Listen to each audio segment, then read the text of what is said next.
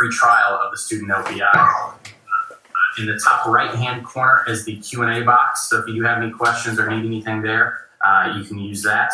Submit any questions along the way. We do have a spot at the end of the webinar where we'll be able to ask Barry some questions about the content that we're going to cover. And then his bio in the bottom right. And then right in the center of the screen should be the slides. Again, if you have any issues, go ahead and utilize the bottom of the screen. There should be a yellow box with a question mark on it. That's the FAQ page. That should be able to answer any questions you guys have. So we'll go ahead and jump in here to the agenda. So today we're going to cover, a variety of things. Why developing student leadership skills are important. When does leadership begin? The key dimensions of a student leadership program. What that program and student leadership can look like, and how you develop your student leaders. And then lastly, does leadership matter to the effectiveness of student leaders? So at this point, I'm going to turn it over to the guest of honor and the better looking of the two, Barry Posner, co-author of the Leadership Challenge. Take it over, Barry. Thank you, Matt. And ladies and gentlemen, welcome. Here I am in California, about 11 a.m. I understand that you're from all over the world. Susan in Malaysia, 2 a.m. in the morning compared to California. Sinam in Istanbul at 9 p.m. tonight. And Wendy over in British Columbia, Canada. Anyway, wherever you're from, thank you very much for joining me today and us today. I want to talk about these issues that Matt's outlined. They seem to be the important questions to make sure that I cover. And I want to allow some time at the end to take up any comments and questions that you might have. And of course, if we don't get to all of them, we'll try and answer them on an online format. So let me get started and take a look at that first question. Why is developing students' leadership skills important? Well, here's a case where I may be already preaching to the choir. You're on this webcast because you're interested in this subject. But I want you to know that around the world, people consider leadership development as a global challenge. And it's the most critical issue that organizations face when they think about developing their leadership pipeline in particular. And that is specifically around what we're doing in our high schools, colleges, and universities. Most employers want to see something about leadership on a student's resume when they're applying for a job. Most employers, if you ask them, believe that leadership development should be part of every student's educational experience. So there's this expectation that in colleges and universities in particular, part of our mission is to develop people who can make a difference. That is leaders, not just about content, but also about people who can actually make things happen. And this notion about wanting to see leadership skills on a person's resume. Now, it seems like I can just see. The truth of the matter, however, is that just checking on my slides here. I think I'm talking faster than my slides are. That leadership development should begin by the age of 21.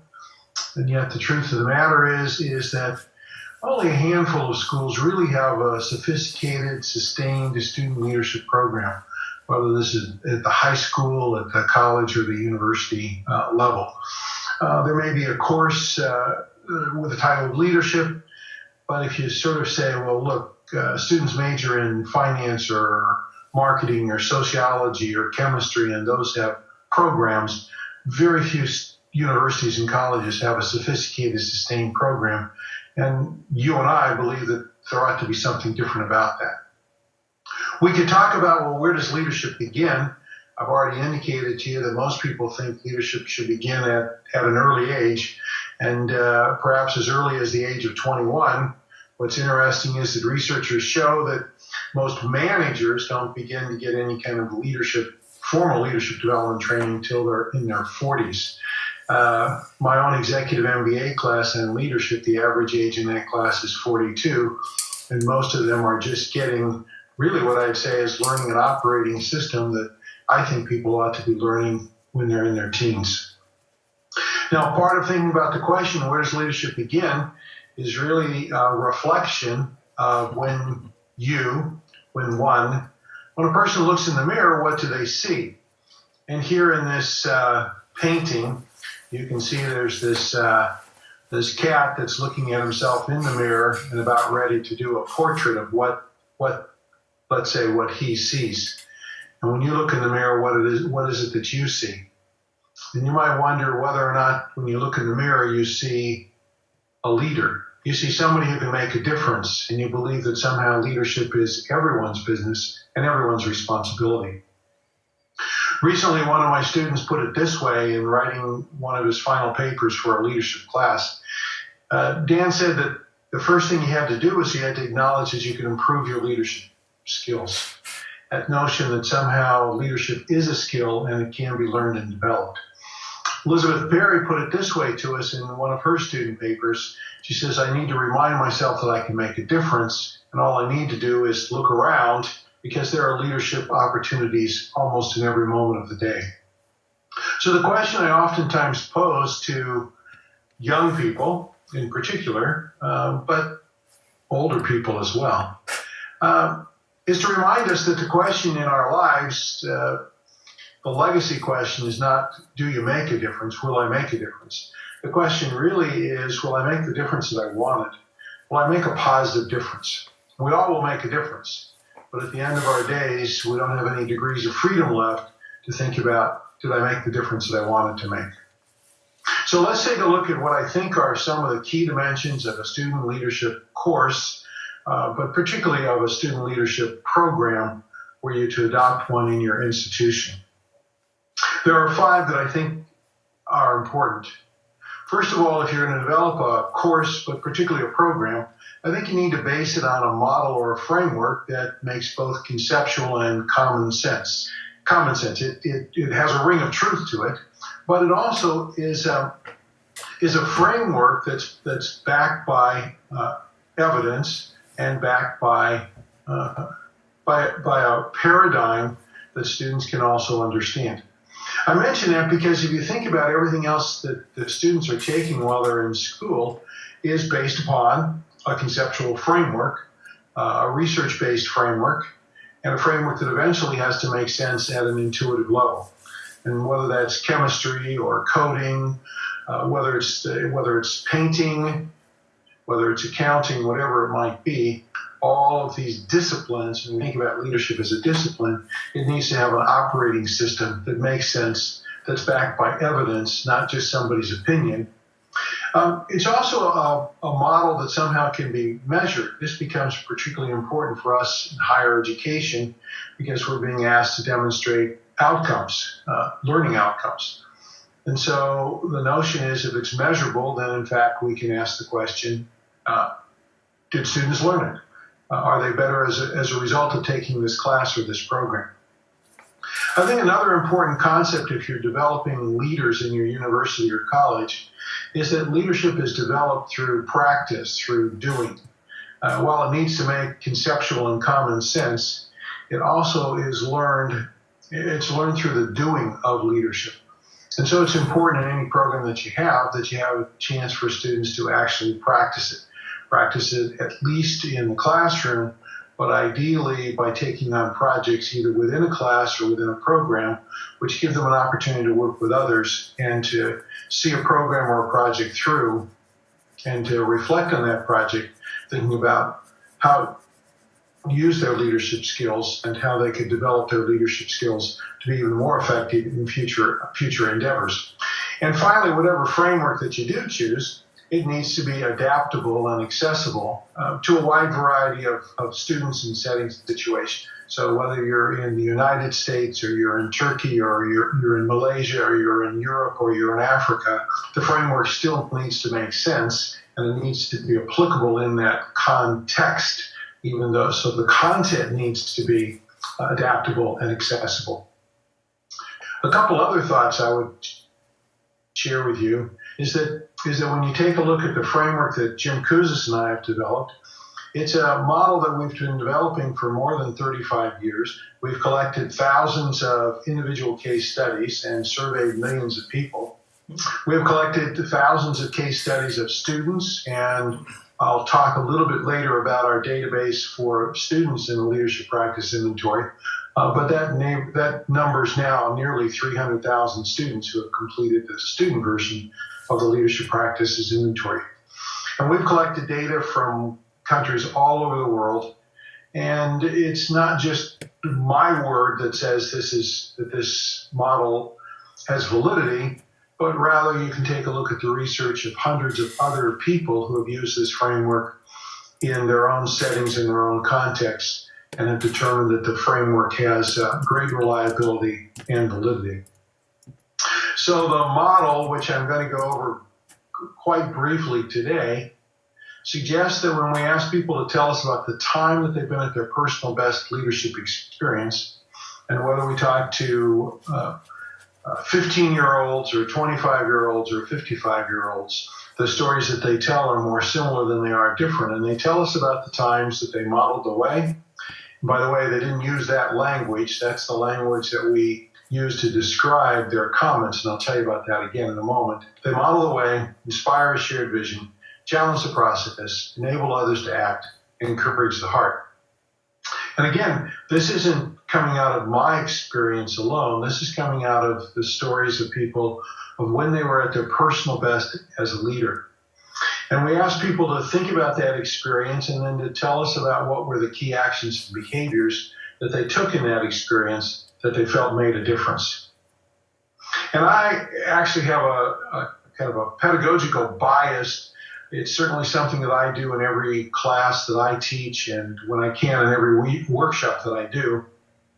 I start the program by asking people to tell us, the students in the class, to tell me and to tell each other about the time that they've been at their personal best as a leader.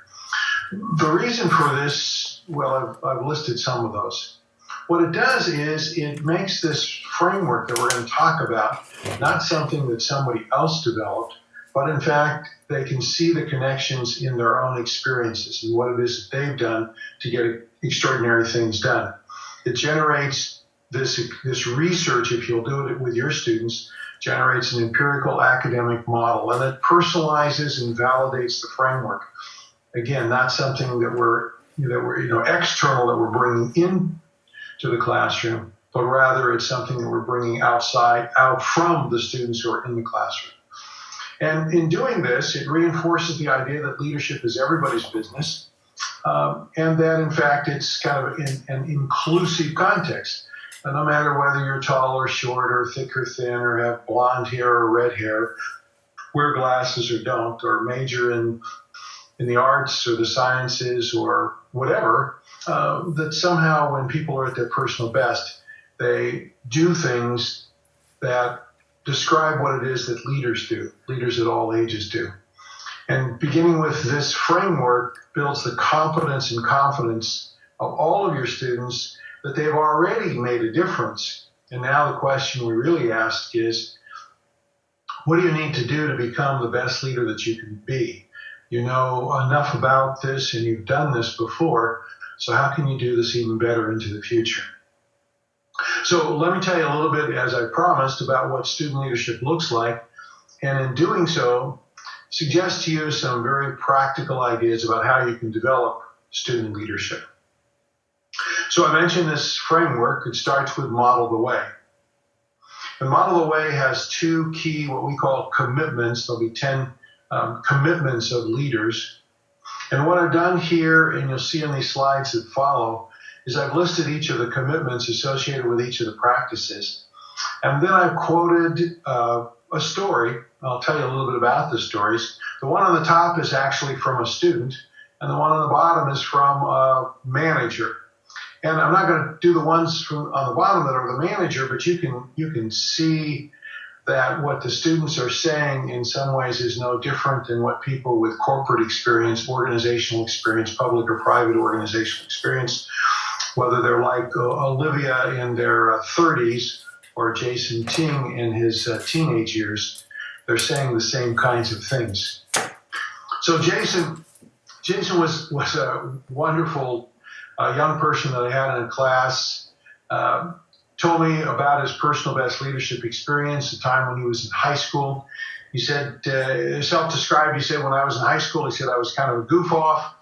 He said, I joined this club because my older brother had joined this club and his friends had joined this club, and so I thought this would be a cool thing to do. He said, but all of a sudden, after a year or so, my brother and his friends graduated, and people looked around, and all of a sudden they elected me to be the president of this organization. He said, I'd really just been a goof off in this organization, but now that I was president, here's what he said. He said, when I got into this position, now that I'm the president of this club, I had to figure out for myself and within myself what I thought was important and why I thought it was important. See, that's the kind of insights that students can come up with when they think about their personal best. And what this is a perfect example of is what we talk about in our framework, about how you have to clarify your values by finding your voice and affirming shared ideals. That's what Jason needed to do. He needed to find his voice. But sometimes that's not enough, because what you have to do is it's easy enough to kind of talk the talk. You have to walk the talk as well. And so when people told us about their personal best, as Neil did, Neil was a counselor in a summer camp, and he illustrated the point that you have to set the example by aligning your actions with shared values. And so what he said in the camp as a camp counselor, he said, well, we seldom told the kids what they had to do. We just showed them through our experience, through our examples, and that was contagious. And the kids were always watching us, and that's the truth of the matter, is we're always watching our leaders, trying to figure out, well, what do they do? And we learn from them what's the right things to do and what's the wrong things to do. And any of you that are parents that have children know the terror of this when your kids repeat things back to you that you hadn't realized that they were listening to. So leaders, when they're at their personal best, they clarify their values and they set an example. And a couple thoughts about how you can help students learn to be the best leaders that they can be when it comes to modeling the way. Well, one thing you can do, obviously, is to help them clarify and articulate their personal values. To answer the question, who am I? What's important to me? What do I care about? Where do I spend my time, and why do I spend my time on those things? Helping students to know kind of the first question of who am I and what's important to me. And secondly, you can have them strategize, connect up their values with their actions, and think about how they can be more intentional or more conscious or more conscientious. As Jason Ting would say to us, I needed to find my voice, but then he said I needed to make sure that I put those into action, that I did what I said I would do. And that's certainly another important mantra for leaders. Well, leaders not only model the way, they inspire a shared vision. And again, don't get me wrong, no student said I inspired a shared vision, but they talked about the importance of communications. They talked about the importance of getting buy-in. They talked about the importance of getting everybody on the same page. And when you inspire a shared vision, there's two things that leaders do. First of all, they envision the future by imagining how great things are going to be in the future. I remember one college student who, again, talked about his high school experience, about getting all of his classmates to go on an overnight camping trip. Most of whom had never been camping before, but he sold them a picture of what camping would be like and how much fun it would be. And because of that, he was able to get everybody to sign up and to go on that camping trip. And Jennifer Marsh, in her personal best, she was teaching reading as part of a college program to elementary kids in one of the neighborhoods around the university. And she realized this was her personal best. She realized that there was no way she was going to get those second and third graders to read just because she wanted them to read. Really what she had to do was she had to inspire a shared vision. She had to get them to understand and help them understand why they would want to accomplish this on their own. How being able to read would open up a world to them of all kinds of exciting and future possibilities. And when we're inspiring a shared vision, at 13 years of age or at 63 years of age. We also need to understand that we have to enlist others by really listening to their hopes, their dreams, their aspirations, by making sure that they can see themselves in this big picture that we're trying to make sure that everyone can see. I told stories about camping trips and how much fun they'd be. Particularly David told about how much fun they would be if none of our parents and school teachers were around and all the things we'd be able to do. But that's possibly a story that David will tell his children, certainly didn't tell his professor. Well, what can you do to help students to lead more comfortably when it comes to inspiring a shared vision? Well, one of the things that's really challenging for young people is to try to think beyond the weekend, beyond the end of the quarter or the semester, beyond the end of the academic year, beyond the end of their college experience. And yet, one of the most important things for leaders to be able to do is to think about the future rather than simply concentrating on the here and now. And so to the extent that you can find activities that help students think about the future, I oftentimes ask students to think about the why. Why are they in school? That helps them to think about the future. Why? Why do they want to learn this? What that's going to help them to do? Why is leadership important? Why is an important question when you're trying to get students to think beyond the what. That's the here and now. The why is about the future. And secondly is to try to realize that if students are going to lead others, then they need to be good listeners and they need to learn about the aspirations of others and find a common purpose. And so in their fraternities and sororities, listening to the other members of the chapter and asking themselves, so why did you join? And why are you still here? And why do you think this is important? And how do we make sure that the things we're doing in the chapter are in fact the things that we all agreed are important to do, and we want to continue to do? Well, leaders, when they're at their personal best, also challenge the process. They search for opportunities. They look outside of their comfort zones, of the things that they're already doing, kind of that future orientation. They look outward. We actually use the word outside. It's a real word in the dictionary, outside. Be able to see outside of yourself. They look around, try and notice what else is going on. Anna Dussain was, while in college, she had an opportunity she was a dancer herself, and she had an opportunity to work with some secondary school kids, young girls, to help them learn how to be better dancers. And one of the things she said, again, I'm just quoting from her personal best. She said, I always search for new ideas in order to make, if you will, to make practices more interesting and exciting for the girls. All of us, the thing that gets really boring is doing the same thing over and over and over again.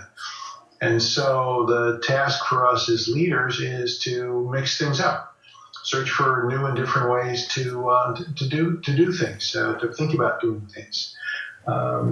Even personal trainers don't have you do the same thing over and over and over again, because in the end you find yourself getting bored.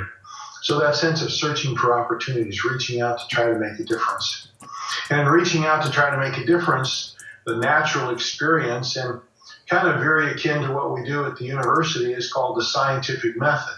And most disciplines have some aspect of the scientific method, including in the arts.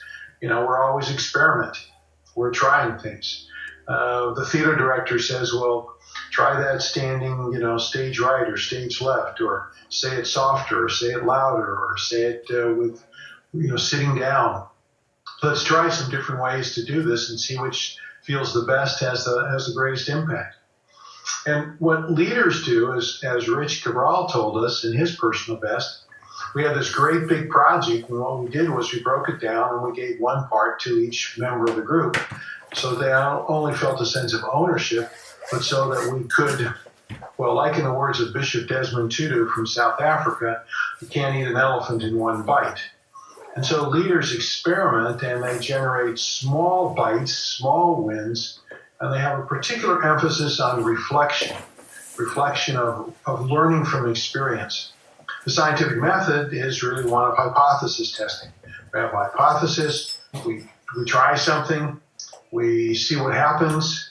And based upon the evidence, we decide to have another hypothesis about what it is that we could do that would cause us to be more effective into the future. There's some things I think you can help students learn to lead when it comes to challenging the process. But one of the things to do is to make them more comfortable with experimenting. Some of that's kind of lower, because it's just really language, so that we don't talk about mistakes and failures as much as we talk about learning. We talk about learning only happens when you make a mistake. So we don't make mistakes for the point of making mistakes, but we're willing to, in some ways, fall forward, stumble forward, so that, in fact, we can continue to make some kind of progress, particularly when we focus not so much on the results, but we focus on what it is that we've learned. It's the classic sort of notion of focusing on the glass half full rather than the glass half empty.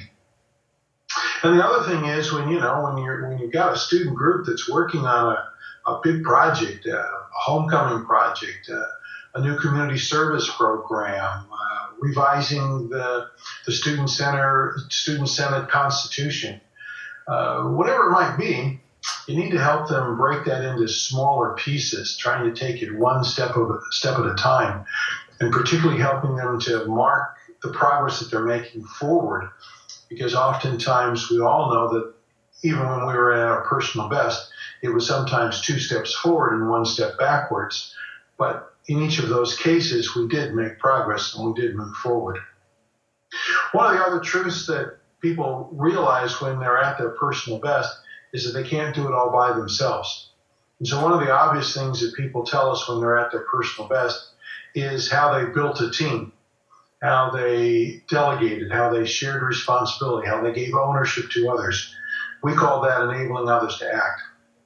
And what leaders do is they foster collaboration by facilitating relationships, and relationships don't happen without the sense of building trust. Jonas was an Eagle Scout who was working with a group of younger scouts, and he said the success at their scout jamboree, the troop's success was delegation and trust. Everybody succeeded because they worked together as a team. He said they didn't necessarily win at that many events, but they placed in almost all of the events, and their total score then was better than any teams that could do just 1 or 2 great things. And so that's what we do. We build relationships. We make it possible for people to trust one another. And interestingly enough, we've learned that trust is a game of risk. And in that game, leaders oftentimes have to go first. They have to be willing to say, I'll trust you first, rather than sort of saying, well, you trust me and let's see what happens. Rather, it's the other way around. I'll trust you, and you'll see that I'm trustworthy, and I hope that you'll trust me in response. And it's also a part of enabling others to act when leaders essentially turn their followers into leaders. They do that by giving people a chance to lead, by increasing their self-determination, and by simply developing their competence. I suppose we might say that in any leadership course or program, it's obvious that we enable others to act. We through content, if nothing else, make people smarter and hopefully more capable. But there's some other things that are also important as well. Brandon put it this way in his personal best. He was president of his fraternity chapter, and he said, I made sure that the guys, the brothers, I can coach them, but I eventually made everybody much stronger because I allowed them the opportunity to take on different kinds of responsibilities. I had another young lady recently who was the Rush chairperson for her sorority. And she said the real success this time around was because she asked everybody else, what do you think we should be doing, rather than simply did the things that they were always doing in the past that had been delegated to her by the previous person that had been in charge of the Rush program. So what can you do to help students exercise leadership when it comes to enabling others to act? Well, one of the things you can help students think about in a very conscious way is determining the ways that they can help to get other people involved. And to get them involved, I mean, a classic way to get people involved is to give them a choice. Choice is really what freedom is all about. When people have a chance to make a choice, they're more liable, and it's their choice, a free choice, they're more liable to take ownership and responsibility for that choice. So making choices, exercising discretion is another way to say that. You get to decide, discretion, do you want to do this or do you want to do that? It's your choice. And another thing that you can help students do is to, and by the way, it's not just students, but it's 30, 40, 50, 60-year-olds. It's all of us, is listening more and telling people less, talking less. It's interesting when the manager, the student leader, the person in charge in a formal sense, tells people what to do, the responsibility is oftentimes left with the leader. When the leader asks people, what do you think we should do, and is that your choice, then the responsibility is left with them. And faced with the responsibility, we're more liable to follow through on things that we own than things that we don't own. And leaders also encourage the heart. And I should say here, this is not number 5, as if this was step 1, 2, 3, 4, 5. When people were telling us about their personal best experiences, they were doing all of these things in some ways, not necessarily all of the time, but not in any particular sequence. And in fact, some people started with encouraging heart as a way that they got people to sign up to struggle for something that was going to be difficult. Because the root of the word encourage is to give people courage, the courage to do something that they've never done before. And some of the ways that leaders talked about the ways that they did that was they recognized contributions by showing appreciation for individual excellence. As Tiffany Lee said, I made it a rule to help people to see how even small tasks contribute to collective success. People need to know that they matter. I oftentimes ask in a class or a seminar, how many of you like to be taken for granted? And I must tell you, so far I'm batting 0. I haven't found anybody voluntarily says, oh yeah, I like to be taken for granted. So we need to make sure that people understand that we appreciate what it is that they're doing, and we recognize what they're doing and how it's making a difference. And the balance here is being able to do that not only at an individual level, but by celebrating together as a community, common unity, community, celebrating the values and the victories. And really we come kind of full circle here, because celebrating the values and the victories is tied back to modeling the way, making sure that we're clear about, well, what are the standards and principles that we want to live up to, want to hold ourselves accountable to, and we can be sure that the leader, the student leader along the way and at the end of all of this, will recognize those individually and collectively who have in fact lived up to those values and the principles. Kristen Cornell was on the college's women's volleyball team, and her personal best, she said, was simply the easiest thing she said she could do to encourage her teammates was to tell them what a great job that they were doing. I mean, if you think about it, if you go to your school's next volleyball game and you won't hear people on the team yelling at each other, well, why did you miss that? Or that was really stupid, or can't you do a better job? These are not the kinds of things that motivate people. Even when it's side out, you'll hear people on the team saying, we can do this. Let's get it together. Let's do what we're capable of doing. Good jump, good spike, good this, good that. Let's work together. And so we celebrate the values and the victories by creating a spirit of community. So how can you enable students to learn to be the best leaders they can be when it comes to encouraging the heart? Well, again, in working with students, I'd be asking them to think about, so who are the people who are, in your group? I mean, it could just be a classroom group. I call them constituents. Who are these people? And find out what motivates them. What turns them on? What gets them excited? What do they appreciate? and to try to figure out a creative way to, sometimes it's just a note, sometimes it's a pat on the back, sometimes it's publicly recognizing them in front of their peers. But what motivates people? Find out what motivates people. And I think in particular, I have a leadership class coming up shortly, and I recently went out and just bought a whole bunch of thank you cards, because in one of the activities we'll do when it comes to encouraging the heart is I'll actually get students to write a thank you note to somebody for appreciation for something that someone has done for them. And what we know is that these kinds of things make a difference. And so I try to get students to say thank you more often, not as a parent, but as a leader.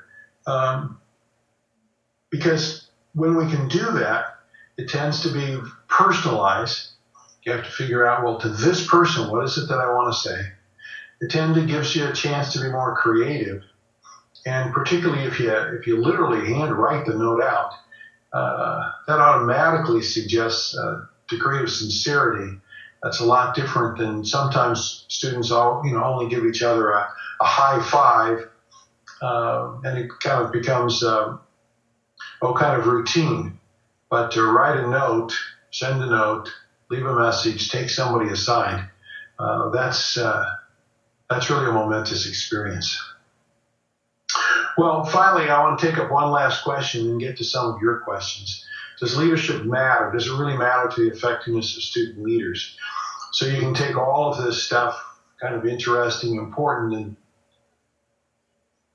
say significant, but where some of us are, academics, and we're in an academic environment. And where's the evidence that proves that this stuff makes a difference? Let me share that with you a little bit before we get to some of your questions. So what you want to know, or what you want to be able to answer, is can the 5 practices of exemplary student leaders model, inspire, challenge, enable, encourage? Can that explain how positive, engaged students are in their organizations? Does it make a difference? So in our studies, we ask students to complete the student version of the leadership practice inventory. It's a non-hierarchical inventory with 30 statements, in which there's both a self version and an observer version. In both versions, people are simply asked, how frequently do I do these behaviors? Or how frequently does this person who asked me to fill this out engage in these behaviors? And for observers, we also ask them some additional questions about their relationship with that observer.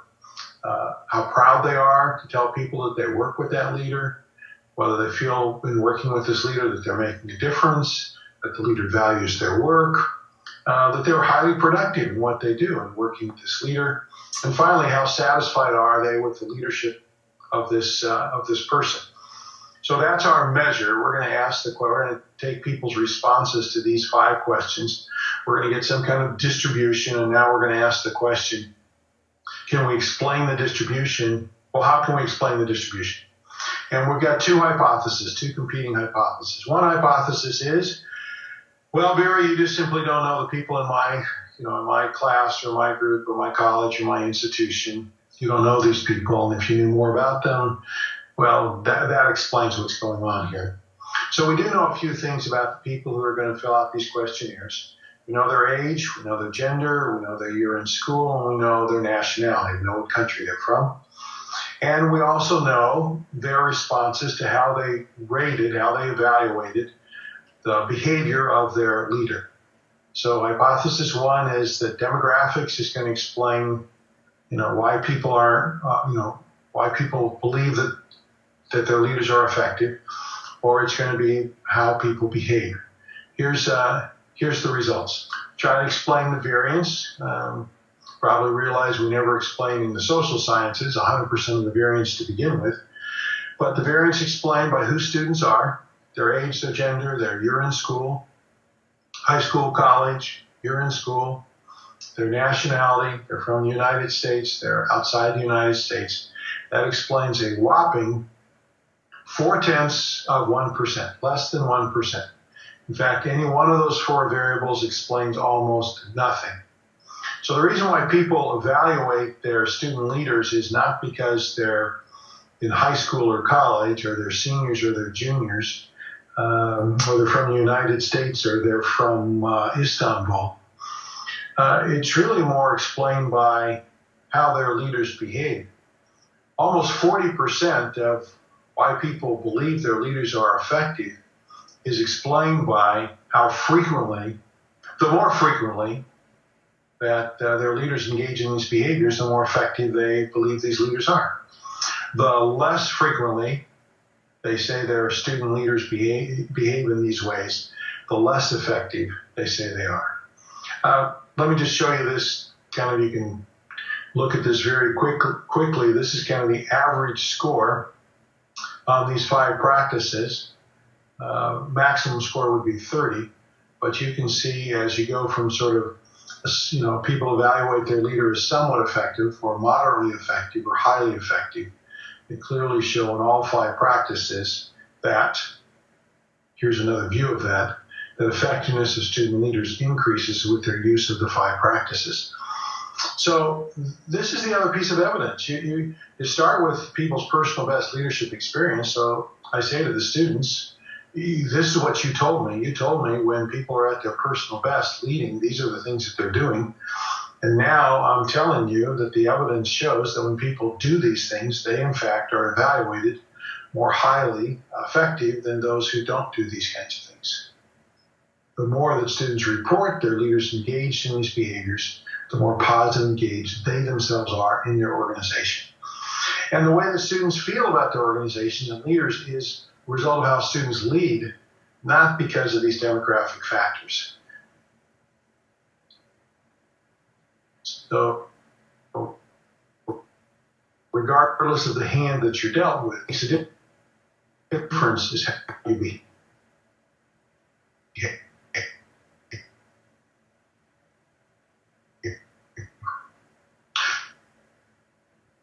I told you about why developing leadership is important. Some thoughts about when it begins. Begins with how you see yourself. Some of the key dimensions, leadership course or program, what student leadership looks like, the 5 practices of exemplary student leadership, and some thoughts on practices, what you can do to help develop those skills and competencies in your students. And finally, suggested that the evidence is quite clear that leadership matters when we try to figure out why are some student leaders more or less effective. Now, I'm at the stage where I want to work with Matt to try to find what questions that you brought to the seminar today, or that have been generated as a result of any comments that I've made. Thanks, Barry, and good job. You're having a bit of technical difficulty, so hopefully we can make it through to the end of the hour here. We see some of you guys' responses here coming in, but we're hoping we can make it through. The first question for you, Barry, is for the sources of statistics quoted at the beginning of this presentation, supporting the need for student leadership challenge to others. Hold on a second. Are any of those statistics available online or in the latest edition of the book?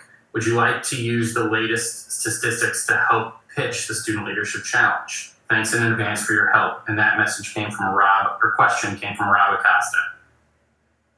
Hey, Rob and others, all of that data is available in the 3rd edition of the Student Leadership Challenge. And if somehow I've misquoted myself, send me a note directly and I'll send you the source. Some of that early stuff came from some studies that the Center for Creative Leadership did. Some other stuff came from a survey from that college career centers did. But I can give you. But there should be in the book. I think there's a source for all of that data citation you can find. Great, thanks, Barry. The next question here comes from Heidi, and she asks, how is the LPI, the student LPI, different than the professional version of the LPI? Thanks for the question, Heidi. It's I want to say it's in some ways more similar than it is different, but it's different in these ways. Just a slight tangent. We've been working on the leadership challenge for a number of years. When one of my colleagues at Santa Clara University in the student affairs group, Barbara Brodsky, was working on a master's in student personnel administration, and she did her dissertation on asking the students. This was at San Jose State University. She got a group of students together and asked them about their personal best leadership experiences, and found that what students said was quite similar to what we had been reporting, what the managers and corporate people said, people in organizations said. And Barbara and I then worked for a couple more years collecting some data, and eventually we took the comments that the students made and adapted the classic leadership challenge to try to come up with some equivalent statements that would be in the words of students, again, taking out hierarchical references. And we tested those in a number of focus groups where we got together with students, and we asked, does this question apply to you? Does this make sense in your experience, in your language? And we did that for more than a couple years to make sure that we were putting this into a relationship and to a language that would work for. I got to tell you, from as young as let's say 13-year-olds, start with teenagers, all the way through graduate students. We do a lot of work, for example, with a number of middle schools, 6th, 7th, 8th graders, and they take the student leadership practices inventory, and they don't have any problems with those questions. We haven't taken it down to the elementary school level, but I must tell you, 2 years ago I worked with a local elementary school, and we found from kindergarten to 5th graders, we could take the idea of challenge the process, and we could talk about that as yes you can, and encourage students to think about, young people to think about how, yes, I can do these things, and building up their self-confidence.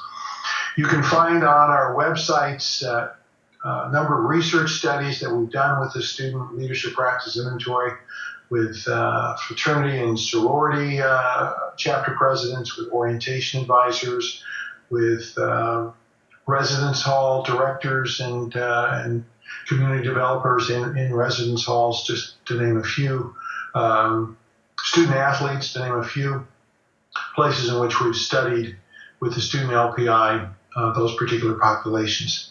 Again, all that stuff is on the website, and Matt's going to give you that URL before we finish this seminar. Certainly will. We've got time for a few more questions here. This one comes from Andrew. He says, we use your framework to teach leadership, and I agree that leadership requires practice. Practicing leadership requires students to take risks, and students are often risk averse. How do we get students to take these risks? Well, that's a good question, and of course it depends what the risks are. I'll use one analogy. Is we oftentimes will take students, and maybe you have as well, taken students for a ropes course or an outdoor experiential activity, and typically you begin those activities on the ground rather than 10 or 15 or 20 or 40 feet up in the air. So you get students to take some small steps on the ground to kind of develop their comfort level.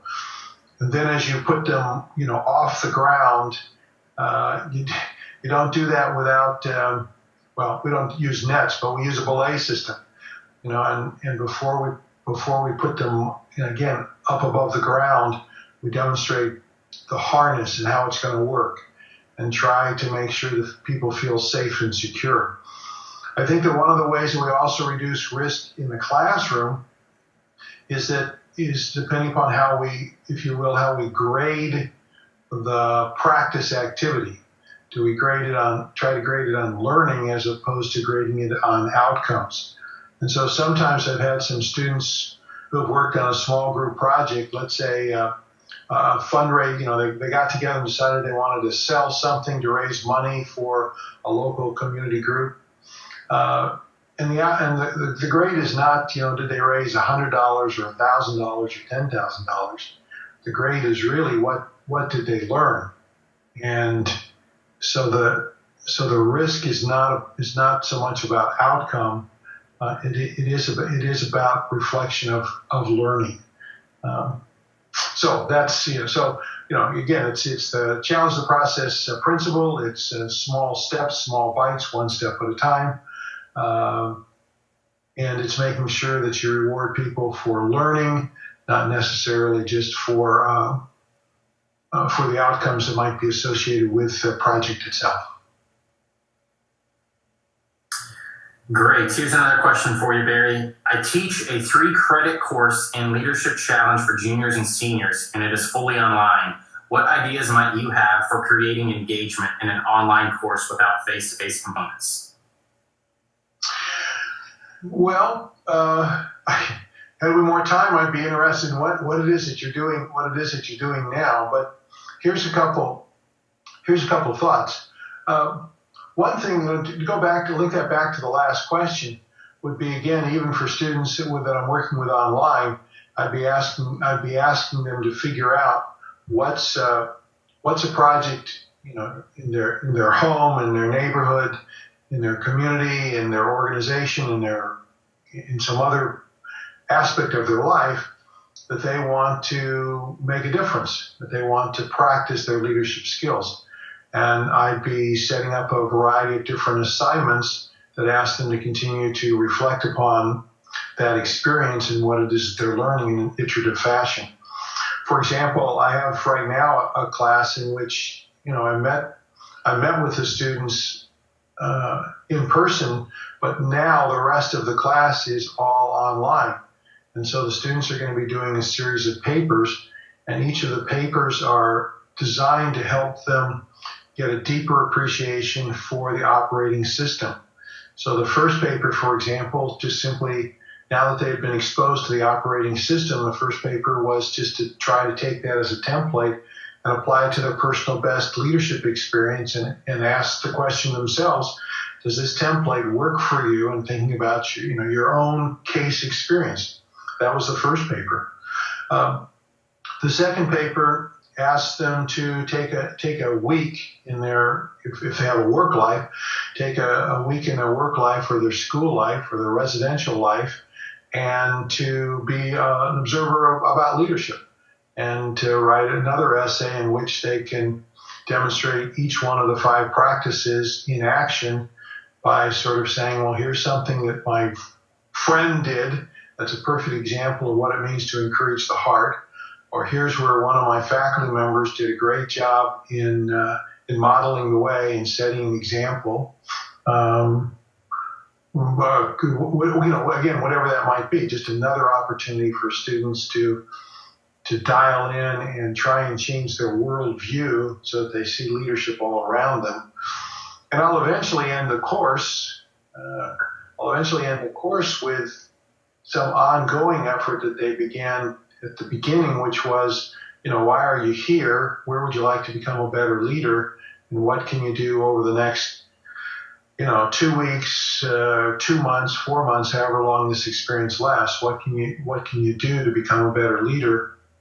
Asking students really to send me a series of progress reports on the things that they're doing and what they're learning and what's working and what worked well and what they would do differently next time, and to do that next time and see if that worked any better.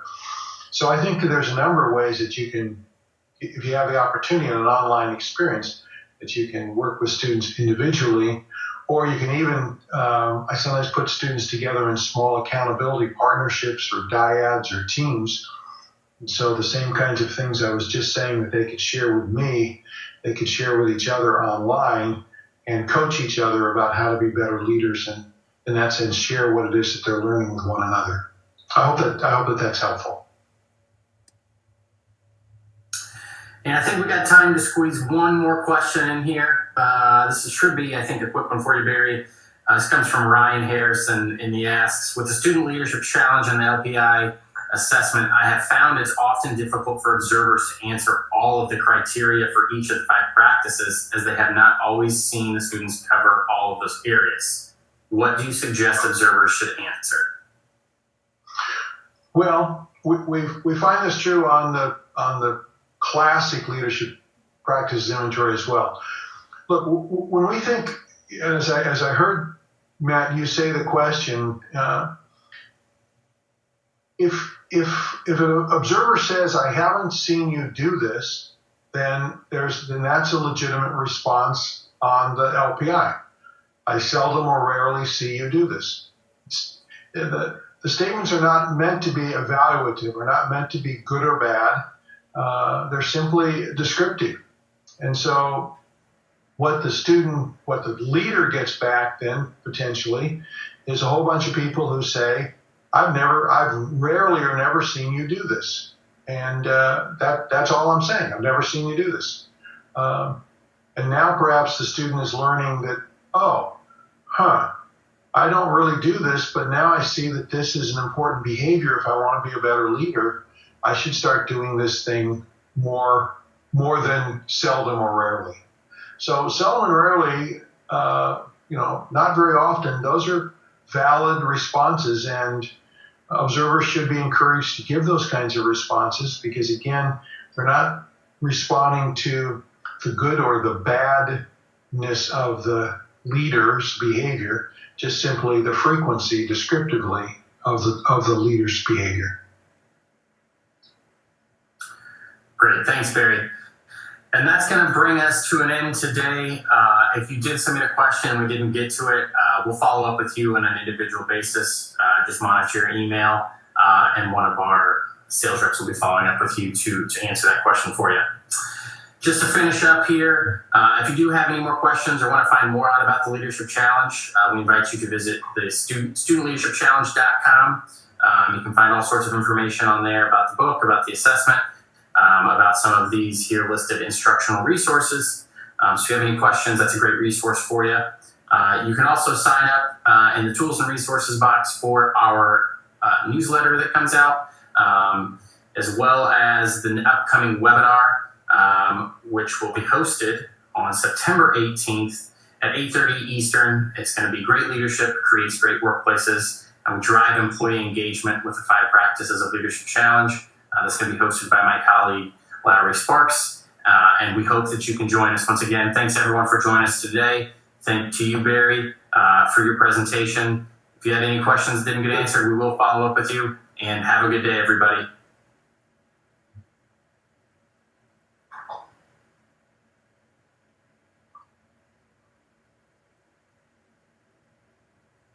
Okay.